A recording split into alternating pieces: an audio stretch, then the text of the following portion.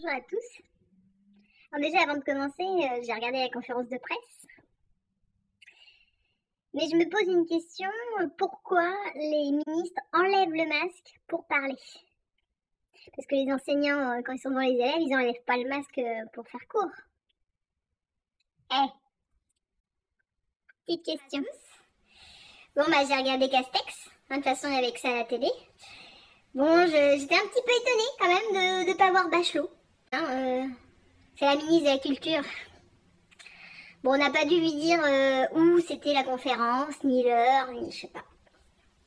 Elle n'était pas là, alors qu'on a beaucoup parlé de culture quand même, pour une fois.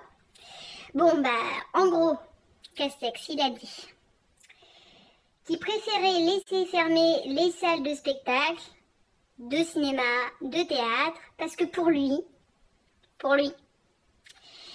il y a plus de danger de choper la Covid dans ces lieux-là que dans les magasins où ils vont faire les courses de Noël, où ils touchent tous les articles. C'est la fête! Donc voilà, il y a plus de danger dans les salles de spectacle et de cinéma. Donc la culture tue. Du coup, c'est fermé jusqu'au 7 janvier. Ils en reparlent.